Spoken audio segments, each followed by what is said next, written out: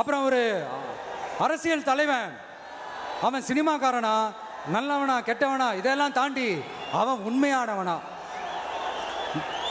அதுதான் ரொம்ப ரொம்ப முக்கியம். இது சம்பந்தமா ஒரு குட்டி கதை ஒன்று சொல்றேன். ஒரு நாட்டில் ஒரு ராஜா தனக்கு பக்கபலமாக இருக்கிறதுக்காக, கூட துணையாக இருக்கிறதுக்காக ஒரு தளபதியை தேடுறாரு. சரியான தகுதிகளோட ஒரு 10 பேர் செலக்ட் ஆகுறாங்க.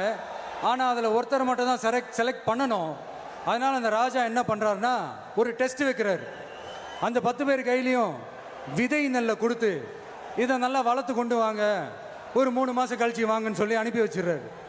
3 மாதம் கழிச்சு வரும்போது அதில் ஒருத்தர் ஆள் உயரத்துக்கு வளர்த்துருந்தாரு, ஒருத்தர் தோல் உயரத்துக்கு வளர்த்துருந்தாரு.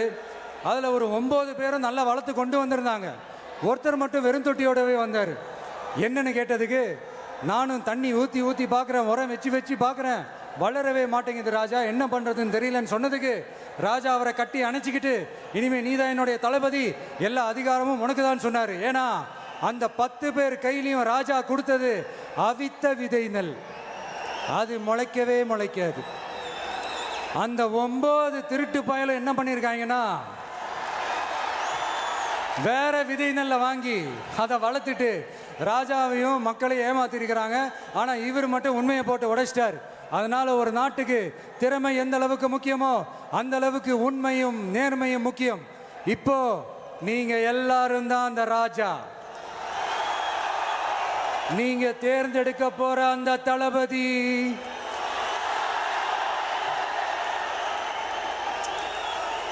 சும்மா சினிமாக்காரன் சினிமாக்காரன் சினிமாக்காரன். அம்பேத்கர் அவர்களை தோக்கடிச்சது சினிமாக்காரன் இல்ல, அரசியல்வாதி. காமராஜர் அவர்களை தோக்கடிச்சது, இங்க விருதுநகர் பகுதியில் தோக்கடிச்சது சினிமாக்காரன் இல்ல, இன்னொரு அரசியல்வாதி.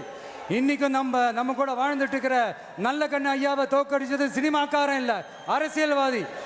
இப்படிப்பட்ட நல்ல நல்ல தலைவர்களை எதிர்த்து நின்று தோக்கடிக்கணும்னு அந்த எண்ணத்தை உருவாக்குனது சினிமாக்காரன் இல்ல, அரசியல்வாதி.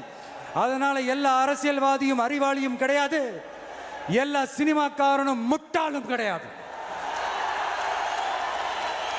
கான்பிடண்டா இருங்க, நல்லதே நடக்கும், வெற்றி நிச்சயம். மீண்டும் சந்திக்கும் வரை நன்றி, வணக்கம்.